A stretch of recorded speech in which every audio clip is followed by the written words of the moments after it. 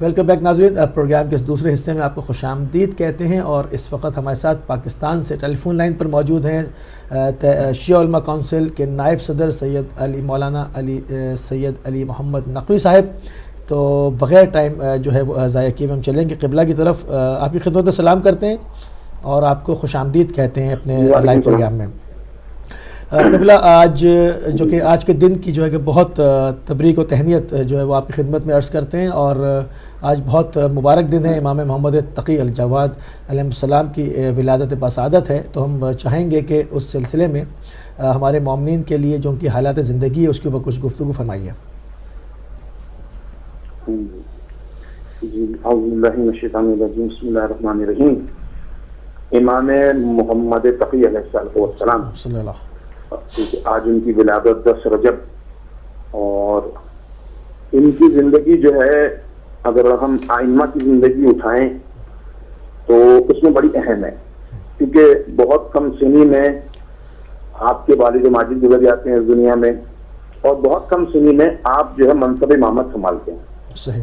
اور ان سے جو کم سنی میں منصب امامت سنبھالا وہ ہمارے زمانے کے امام نے سنبھالا، جو ہمارے زمانے کے ولی برحق ہیں، امام زمانہ جل اللہ تعالیٰ فروغ شریف۔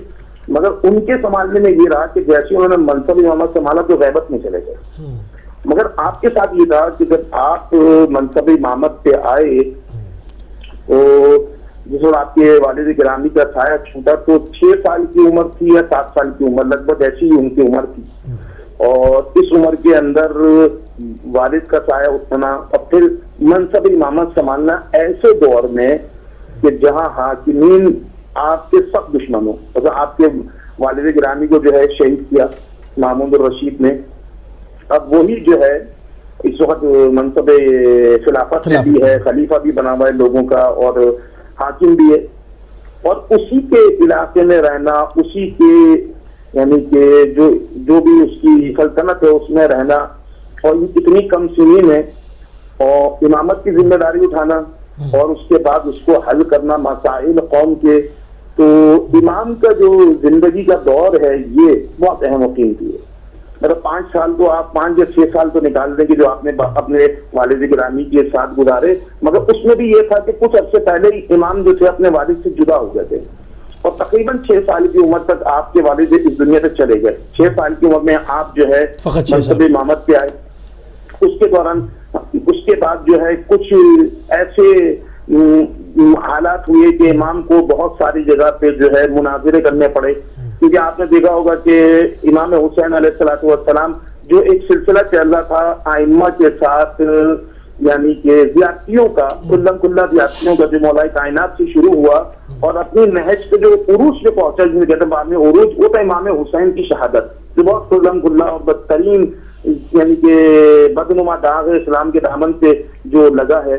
تو اس کے بعد جو تھا حکمرانوں کا طریقہ واردات تبدیل ہو گیا، کیونکہ انہوں نے دیکھ لیا کہ جس نے کھل کے مولا کو شہید کیا اس کے بعد وہ زندگی بھر کے لیے رانگہ درگاہ ہو گیا، دنیا کے لوگوں کے لیے قابل نفرت بن گیا۔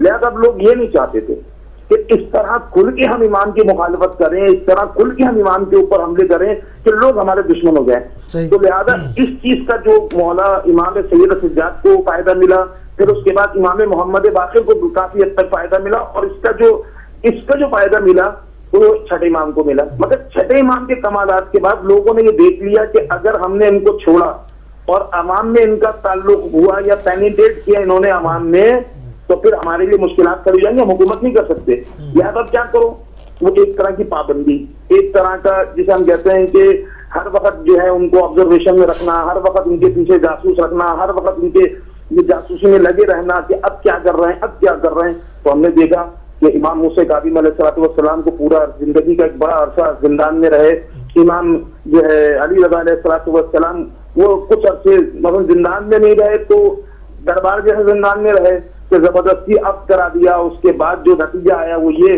کہ امام تو آخر کار شہید ہو گئے، شہید کر دی گیا۔ اب جو امام محمد تقی کا تھا تو یہاں حاکم بڑے خوش تھے کہ ایک تو بچہ ہے 6-7 سال کا، اس کو کیا پتا، اپنی نہج کے حساب سے وہ سوچ رہے تھے، شاید وہ امام کو اپنا جیسا سمجھنے کی کوشش کر رہے تھے۔ اور ایک عرض کرتا چلوں کہ امام اگر 1 سال یا 2 سال یا 5 سال یا 6 سال کا ہو تو ان کو ہم بچہ نہیں سمجھتے۔ جو پروردگار ان کو لائق امامت سمجھ رہا ہے اور امامت جیسی یعنی منصب جو ہے ان کو دے رہا ہے، تو سوچیں وہ خدا کی بارگاہ میں کتنی جلیل القدر شخصیتیں ہوں گی. مگر دنیا کے لوگوں دستوں کا انہوں نے امام کو اپنا جگہ سمجھا، اور نتیجہ کیا ہوا کہ انہوں نے کہا کہ بہترین وقت ہے کہ ایک تو یہ کہ یہ امام علی رضا علیہ السلام کے اکیلے فرزند ہیں، ایک دوسرا یہ بچے ہیں. تو اس نے گھیرنا شروع کیا. پہلے مناظرے امام کے ہوئے جس میں ہم نے دیکھا کہ بہت ساری جگہ جو ہے مختلف لوگوں سے بات چیت ہوئی، اور خود مشہور واقعہ ہے کہ جب یہ جا رہا تھا اور رستے میں امام ملے تو امام نے جو ہے سارے بچے ڈر کے بھاگ گئے، امام نہیں بھاگے اپنی جگہ سے. اس نے آگے پوچھا بھائی تم کیوں نہیں بھاگے؟ کہا میں کیوں بھاگوں، میں نے ایسا کیا کام کیا ہے، میں نے کوئی گناہ کیا ہے نہ میں نے جرم کیا جس کے میں ڈروں، اور دوسرے ہی کہ جگہ اتنی بڑی ہے کہ میرے کھڑے رہنے سے جو ہے بند نہیں ہوگی. بہرحال وہ سمجھ گیا کہ یہ کس خاندان سے تعلق رکھتے ہیں. بہرحال اس کے بعد اس نے ایک تقریباً 9 سال کی عمر میں جو ہے ان کی جو ہے شادی اپنی بیٹی ام فضل سے کی.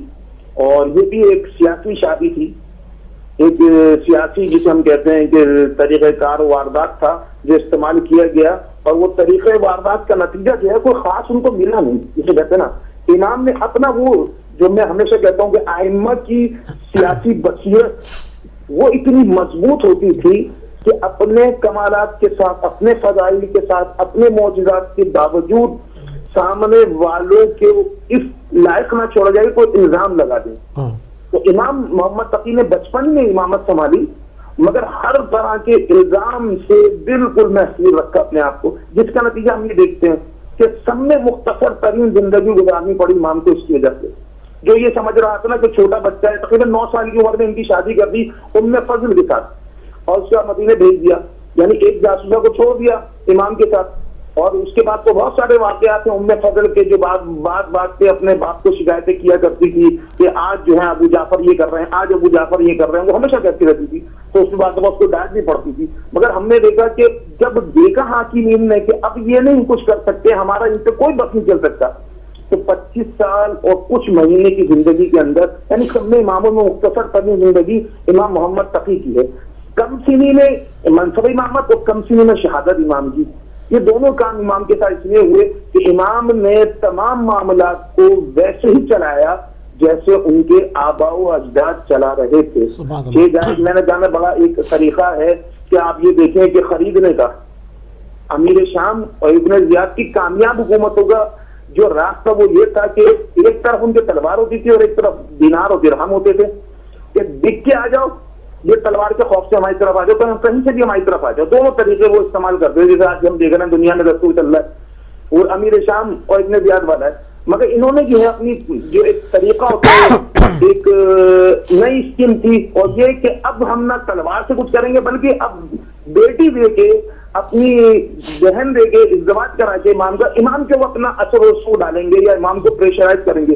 مگر امام جانتے ہیں کہ ہر پریشر سے، ہر دباؤ سے کس طرح نکلنا ہے. ویسے امام محمد تقی علیہ السلام کا طریقہ کار تھا کہ جتنی بھی حاکم نے کوشش کی، چالاکی کی، جو عیاری وہ کر سکتا تھا، مگر امام کے اوپر اس کی کوئی عیاری نہ چل سکی. نتیجہ یہ ہوا کہ آخرکار انہوں نے وہی کیا جو ہر حاکم کا ہوتا ہے کہ اب ہمارا بس نہیں چل پا رہا محمد تقی سے، تو کیا کریں کہ اب ہم ان کو شہید کر دیتے ہیں. اور شہید کا طریقہ کیا تھا؟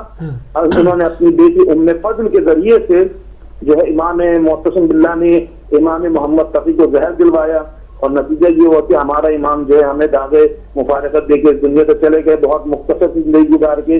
مگر اس مختصر زندگی کے اندر یہ امام اپنے بعد آنے والے امام کے لیے بہت ساری راہیں کھول کے چلے گئے. بہت سارے واقعات ہیں، بہت سارے امام کے ارشادات ہیں، اور بہت ساری چیزیں ہیں کہ امام کو کس طرح گرفتار کیا گیا، کس طرح قید کیا گیا، اور کس طرح شہادت ہوئی. میں نے کہا بہت، مگر بہرحال بڑا مشکل مرحلہ ہے کہ میں اس چیز کو اتنے کم پیریڈ کے اندر آپ کے ساتھ جو ہے کوشش کروں کہ اس کو قید کرنے کی ناممکنات میں سے، جو کہ ممکن نہیں ہے.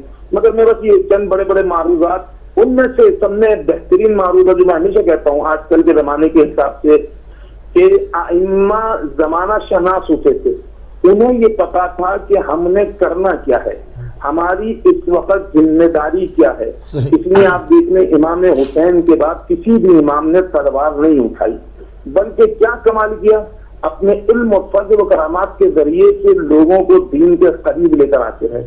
اور ہر امام انتظار کرتا رہا کہ آخر میں جو ہمارا بیٹا مہدی عجل اللہ تعالیٰ فرجہ شریف تشریف لائیں گے وہ ہماری جو ہے انتقام لیں گے. یہی طریقہ کار امام محمد تقی علیہ السلام کے بھی رہا کہ انہوں نے کسی قسم کا کوئی مثلا جسے ہم کہیں کہ جیسے ہمارے آج کل کے لوگ کہتے ہیں کہ جناب کوئی ایکشن ہونا چاہیے, کچھ ہو, کیوں کچھ ہو, کچھ ایکشن ہو, کیوں کیا جائے. ہمارے پاس آئمہ کے فضائل کیا کم ہے, ہمارے پاس آئمہ کے معجزات کیا کم ہے کہ ہم جنہیں بتا کے لوگوں کو دین مبین اور دین حق کی طرف لا سکتے ہیں, مگر اس کے باوجود ہم پریشان ہو جائیں.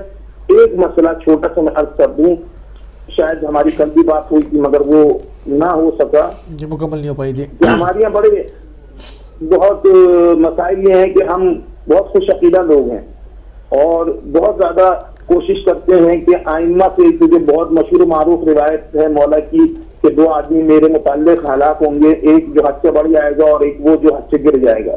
یعنی جو افراد و تفریق کے اندر پڑیں گے وہ جو ہے دونوں ہلاک ہو جائیں گے امام کی ایک مولا کائنات سے. ایسے ہی آج کل بھی ہم کچھ مثلا خوش عقیدہ ہو گئے ہیں کہ ہمارے نزدیک ایک, میں یہ اس میں کہہ رہا ہوں کہ شاید میری کل آپ سے بات ڈراپ ہو گئی تھی اور نہیں ہو سکا, کہ امام محمد تقی علیہ السلام کی آپ بولیں ولادت, آپ بولیں حضرت علی اصغر علیہ السلام کی ولادت, تو آج کل یہ بڑی وہ بحث ہو گئی ہے مومنین کے اندر کہ نہیں یہ کیسی بات کر دی ہے, کہاں کی ولادت, ان کا تو نزول ہوتا ہے. میں بہت ہی اپنے ایسے برادران سے جو اس قسم کا عقیدہ رکھتے ہیں ان سے معذرت کے ساتھ کہ بھیا آپ جو ہے اگر یہ عقیدہ رکھتے ہو کہ ان کا ظہور ہوتا ہے ولادت نہیں ہوتی, تو اتنی بڑی آپ نے زیادتی کر دی صدیقہ طاہرہ حضرت فاطمہ زہرا سلام اللہ علیہا سے کہ آپ نے اس بدبخت کو جس نے جناب سیدہ کے محسن کو شہید کیا شتم مادر میں, آپ نے اس کے سارے گناہوں کو ختم کر دیا, نکال دیا.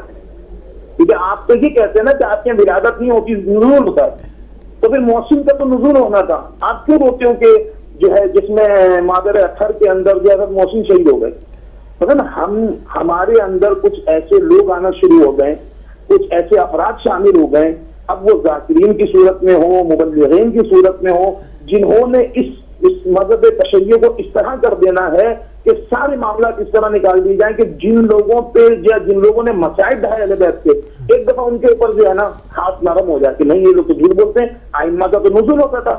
جب آئمہ کا نزول ہوتا تھا تو حضرت محسن کیسے شہید ہوئے؟ مطلب ہم اپنے خوش عقیدگی کے اندر اہل بیت کے مسائل کو کم کرنا چاہ رہے ہیں. نہیں, یہ کوئی عقیدہ ایسا نہیں ہے, نہ اسلام نے اس عقیدے کو کہا ہے نہ ہے, کیونکہ سب کا طریقہ بہرحال بہت ساری چیزیں رزق سے پاک ہیں, طاہر لوگ ہیں, اس سے کوئی انکار نہیں. ان کے لیے قرآن کی آیت جو ہے سند موجود ہے انما یرید اللہ کی صورت میں.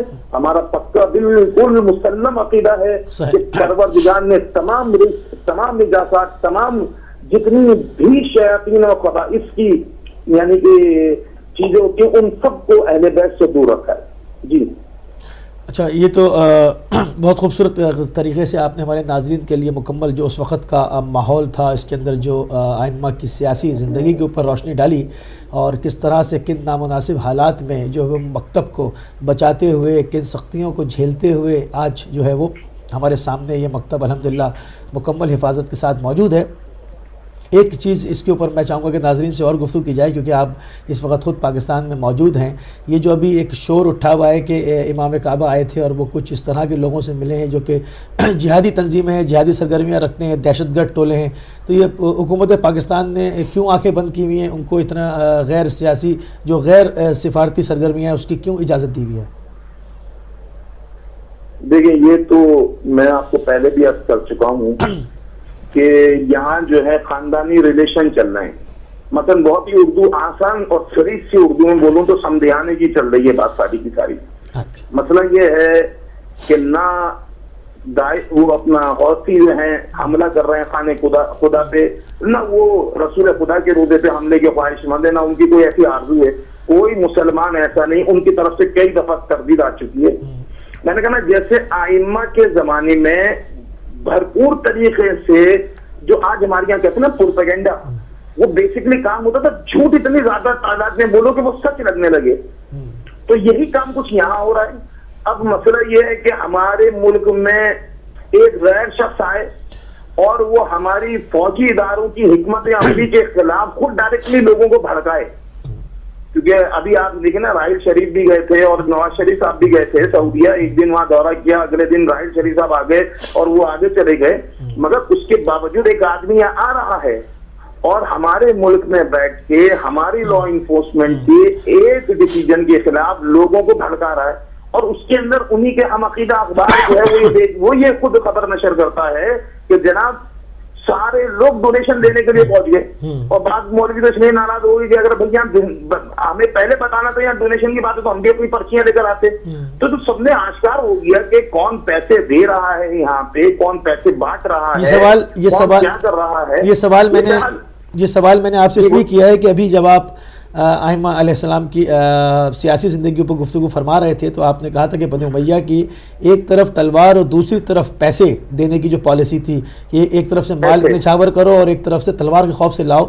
تو اس وجہ سے میں نے اس ضمن میں آپ سے سوال کیا. بالکل آپ اسی نقطے کے اوپر پہنچ گئے کہ جو لوگ پرچیاں لے کر آئے تو ایک طرف سے تو تلوار کا خوف ہے کہ دھمکی دیتے ہیں، ایک طرف سے دوسرا یہ کہ اگر نہیں مانتے تو پھر ہم پیسہ بانٹتے ہیں تمہاری ملت میں آ کر. جب دھمکی کارگر نہیں ہوئی، میں کہہ رہا ہوں نا، جب دھمکی کارگر نہ ہو سکی ہماری فوج کے اوپر اور ہماری فوجی قیادت نے ایک بھرپور اور مضبوط ایک جو ہے یہ کہنا چاہیے اسٹینڈ لیا، تو اس کے بعد کیا ہوتا ہے. اب یہ ہو سکتا تھا کہ وہ محترم میرے نزدیک تو نہیں ہے، مثلا ایک محترم جگہ کی ذمہ داری ان کے گلے میں ڈالی ہوئی تھی اور اس کو نام لے کے میں نے کہا نا بہترین نام استعمال کرتے ہیں، اچھے نام استعمال کریں گے، اچھے نعرے استعمال کریں گے. کون آئے جناب؟ امام کعبہ کرنے کے آئے ہیں، مسلمانوں کو مسلمانوں کے خلاف بھڑکانے کے لیے آئے ہیں.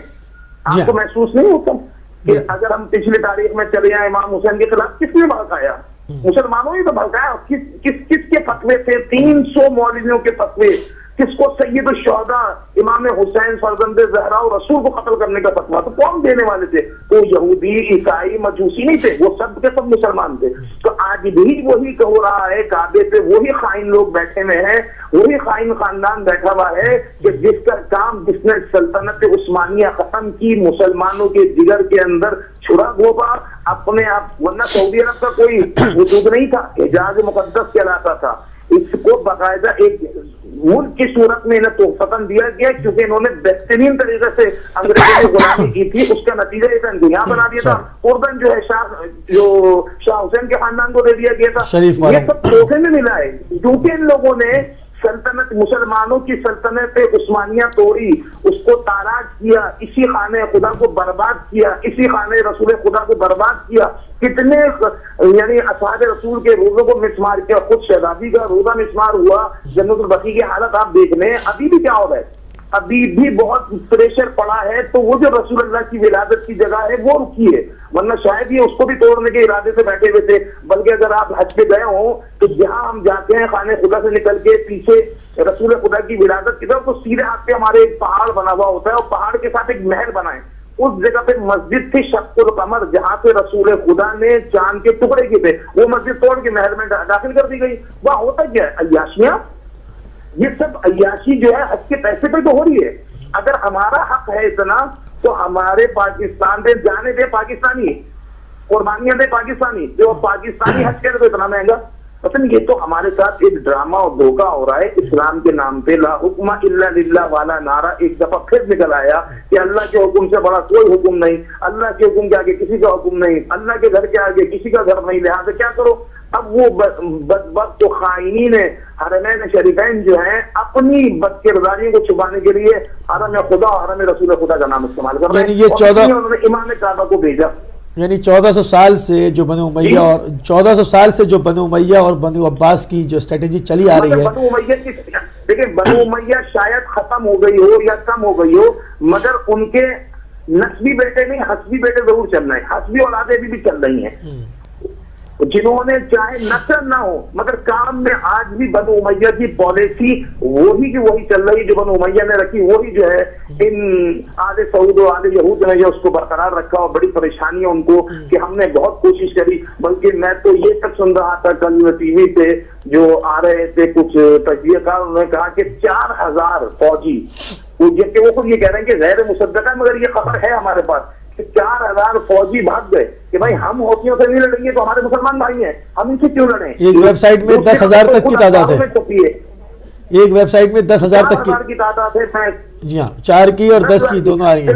یہ کہ جن لوگوں نے جن پائلٹوں نے حملے کیے ان بیچارے مسلمانوں کو، نہتے مسلمانوں کو قتل عام کیا، انہیں مہنگی ترین گاڑیاں جو ہے دیکھ لیں نا، وہی چل رہا ہے، وہی چل رہا ہے، پیسہ پھینکا جا رہا ہے، تلوار کے ذریعے آ جاؤ یا پیسے کے ذریعے سے آ جاؤ، وہی چل رہا ہے، وہی بنو امیہ کی پالیسی، وہی امیر شام کی پالیسی، وہی ابن زیاد، یہ سب اولاد ابن زیاد ہے، ان کا کیا تعلق اسلام سے؟ مگر مسئلہ یہ ہے کہ ابن زیاد کی اولاد وہ کام کر رہی جو اسے کرنا چاہیے. وہ حسین ابن علی کی اولاد کہاں ہے جو ائمہ ہماری زندگی لے کے چلتے رہے، اپنی صعوبتوں میں زندگی گزاری، مشکلات میں گزاری، ہمارا کریکٹر جو تھا وہ کہاں غائب ہو گیا؟ ہم اس سے پریشان ہیں. وہ آل سعود ہیں، وہ تو اپنے آبا و اجداد والا کام کرتے رہیں گے اور ان کا کام ہی نہیں کرنا.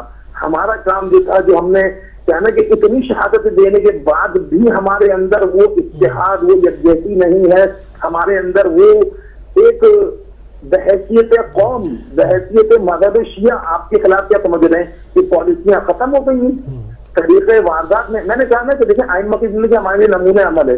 اب اس طرح نہیں مارا جائے گا کربلا میں جیسے مار دیا گیا تھا. مثلا جو مشہور معروف روایت باقر صدر کو جب شہید کیا گیا تو لوگوں نے کہا کہ بھئی ان کی بہن بنت رضا کو چھوڑ دو، تو اس نے یہی کہا کہ یزید اس کا صدام کو جملہ پہ میں یزید کی طرح بے وقوف نہیں ہوں تو حسین کو مار کے زینب کو چھوڑ دیا. سارا جو مسئلہ تھا وہ جناب زینب سے تو خراب کیا. وہ ملعون، یہ ملائن یہ آج تک یہی کر رہے ہیں. ہم کہاں ہیں؟ ہم نے دیکھیں یہاں علماء کام کرتے رہے. میں آپ کو 2 حکومتوں کی مثال دیتا ہوں. ایک ہمارے پڑوس کے اندر حکومت تھی، افغانستان کے اندر طالبان کی. ایک عراق کے اندر حکومت تھی، صدام کی. 35 سال شیعوں پہ بربریت، ظلم، تشدد، کیا کچھ نہیں کیا. آل حکیم کو ختم کر دیا، کتنے علماء کو مار دیا، کتنے مراجعین کو مار دیا.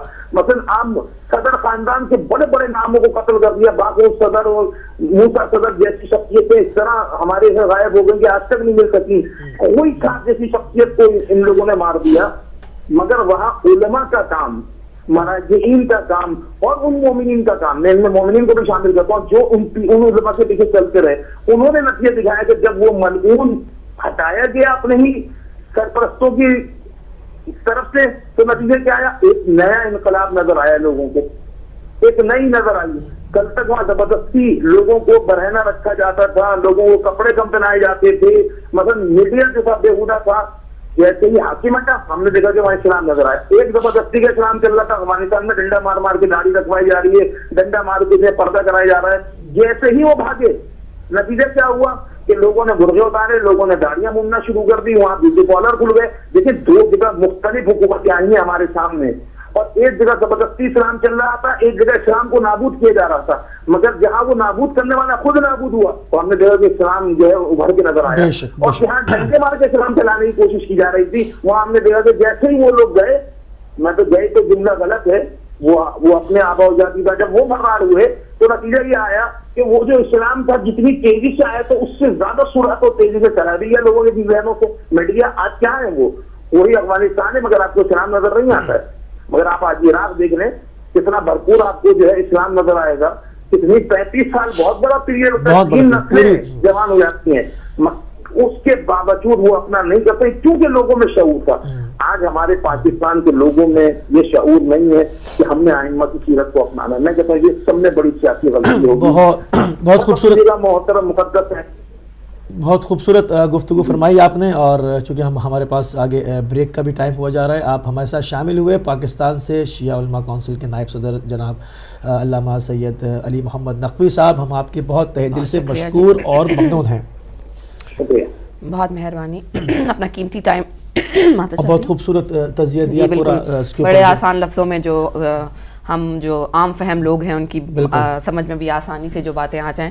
اور بہت شکریہ، بہت مہربانی آپ کی. اب ہم جائیں گے ایک بریک کی طرف. بریک کے بعد واپس آئیں گے انشاءاللہ. آپ سے فون کالز آپ کی لیں گے اور آپ سے بات چیت کریں گے. فی الحال چلیں گے ہم ایک چھوٹی سی بریک کی طرف.